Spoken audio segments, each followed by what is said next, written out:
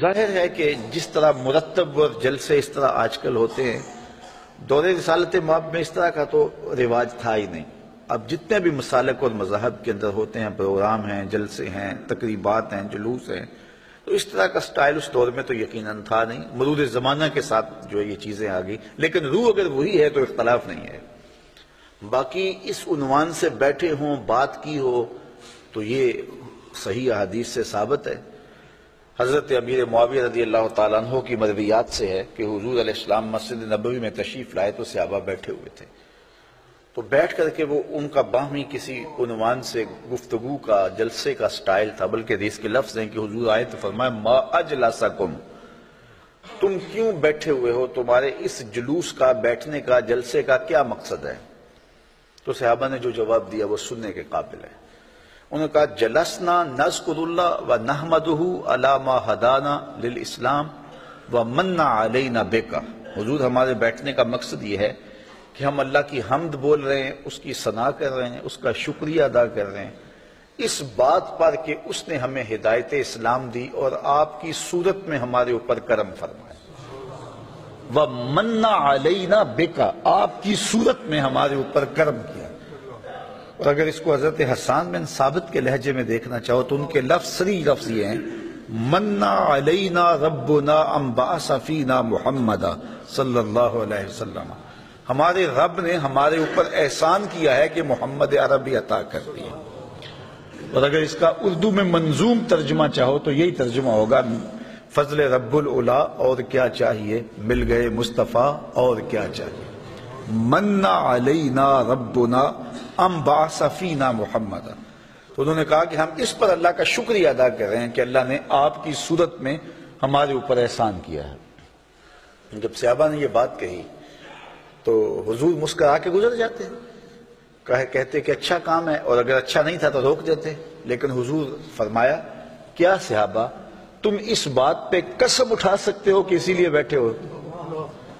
تو صحابہ کو حیرت تو ہوئی ہوگی کہ اس بات پر قسم لینے کا کیا مقصد ہے، لیکن حضور نے کہا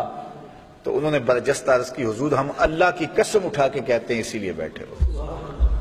حضور نے باقاعدہ حدیث میں آتا ہے، مسلم کی روایت ہے، سنن نسائی میں ہے، باقی کتب حدیث میں ہے، حضور علیہ السلام نے ان سے قسم مانگی مجھے قسم دو کہ تم اسی لیے بیٹھے ہوئے ہو۔ تو صحابہ نے عرض کی حضور ہم اللہ کی قسم اٹھا کے کہتے ہیں ہم اسی لیے بیٹھے ہیں۔ تو حضور نے قسم مانگی ان سے، اور انہوں نے سب نے باقاعدہ قسم دی ہم اللہ کی قسم اٹھاتے ہیں، ہم اسی لیے بیٹھے ہیں کہ آپ کی صورت میں اللہ نے جو ہمارے اوپر انعام کیا ہے اس پر اللہ کا شکر ادا کر رہے ہیں۔ تو جب صحابہ سے باقاعدہ حضور نے قسم لے لی اور انہوں نے قسم دے دی تو حضور علیہ السلام نے فرمایا صحابہ میں تم سے جو قسم لی ہے وہ کسی تہمت کی بنیاد پر نہیں لی، کوئی شک نہیں تھا تمہارے قول کی صداقت پر کہ میں نے قسم سے تصدیق چاہی ہو، بلکہ ماجرا کچھ اور تھا، اور وہ کیا تھا کہ میں حجرے میں تھا، اتانی جبریل علیہ السلام، میرے پاس حضرت جبریل امین آئے، تم باہر بیٹھ کے مجلس کر رہے تھے اور میں حجرے میں بیٹھا ہوا تھا، اتانی جبریل علیہ السلام، اور میرے پاس جبریل امین آئے، فاخبرنی ان اللہ یباہی بکم الملائکہ، مجھے جبریل نے آ کے خبر دی اے صحابہ تمہارے اس عمل پر اللہ فرشتوں میں فخر کر رہا ہے، تمہارے اس عمل پر، فاخبرنی ان اللہ یباہی بکم الملائکہ، تمہارے اس عمل پر اللہ فرشتوں میں ناز کر رہا ہے، فرشتوں میں فخر کر رہا ہے کہ میں نے ان کو ایک نعمت دی تھی، کتنے قدردان ہیں کہ اب بھی بیٹھ کے اس کا شکریہ ادا کر رہے ہیں۔ اللہ اکبر۔ تو مجھے بتائیے آج اگر میں اور آپ بیٹھ جائیں اور جمع ہو جائیں، چلو بیٹھنے کی جگہ پر چراغاں بھی کر لیں، نیچے اچھی چٹائیاں بھی بچھا لیں، اب اتنی آوازیں نہیں ہیں کہ زور سے بول کر آخری شخص تک آواز پہنچائی جائے، چلو سہولت کے لیے لاؤڈ سپیکر بھی لگا لیں، کوئی دور و نزدیک سے لوگ آئے ہیں ان کے لیے کوئی کھانے کا، شیرینی کا انتظام بھی کر لیں، تو اس میں کیا قباحت ہوگی؟ یہ کیا بالکل اسی مجلس کا تسلسل دکھائی نہیں دیتا؟ ہاں اگر ضد ہے